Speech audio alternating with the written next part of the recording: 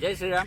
युलिप्रो soil फुडवेमध्ये सर्व शेतकऱ्यांचं स्वागत आहे. शेतकरी मित्रांनो, आता हे जे आंब्याचे झाड आहे याला आंबे आले. आता आंबे आपल्याला पाडाला लावायचे, पण पाडाला ज्यावेळेस आपण पिकायला आंबे लावतो त्यावेळेस ह्या आंब्याचा जो देठ आहे, आता हा आंब्याचा जो देठ आहे हा 1 इंच वर तुम्हाला कट करायचा आहे. म्हणजे 1 इंच म्हणजे ह्या लेवलला तुम्हाला कट करायचा आहे. तुम्हाला 10 लिटर पाण्यामध्ये 50 ग्रॅम मीठ घ्यायचं आहे आणि 50 डिग्रीपर्यंत पाणी तापवायचं आहे. तुम्हाला टिपिंग करून ठेवायचे. त्याच्यानंतर व्यवस्थित पुसून तुम्हाला आंबे पिकायला ठेवायचे लेअर वाईज. आणि त्याच्यामध्ये बाव्याचे पानं किंवा तुम्ही हळदीचे पानं पण ठेवू शकता त्याच्यामध्ये.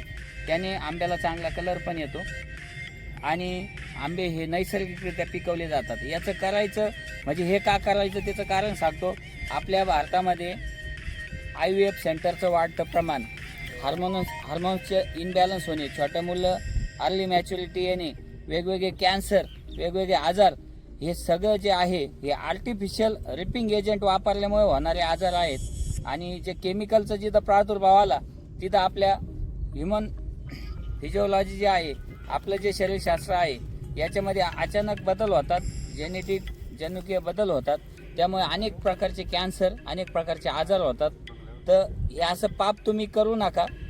एखादं केमिकल वगैरे वापरून आंबे पिकू नका आणि एखाद्या गरिबाच्या मुलाबाळांचा तळतळ तुम्ही कोणी घेऊ नका. कारण आंबे नैसर्गिक पिकूनच तुम्ही लोकांना द्या, त्याचं तुम्हाला चांगलं पुण्य लाभेल. तर अशा पद्धतीने तुम्ही आंबे पिकवा. याने तुम्हाला कुठलाही साईड इफेक्ट नाही. आंब्याला इथे जो प्रॉब्लेम येतो स्टेम रॉट म्हणतात त्याला, इथे आंबा असा काळा पडतो आणि सडतो आंबा पिकायला लागल्यावर, तर तो इथे येणार नाही. आणि कुठल्याच प्रकारची बुरशी मिठामुळे त्याच्यावर जिवंत राहणार नाही. तर तुम्ही असे नैसर्गिक पद्धतीनेच आंबे पिकवा.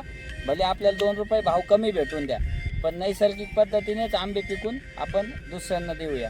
जय श्रीराम.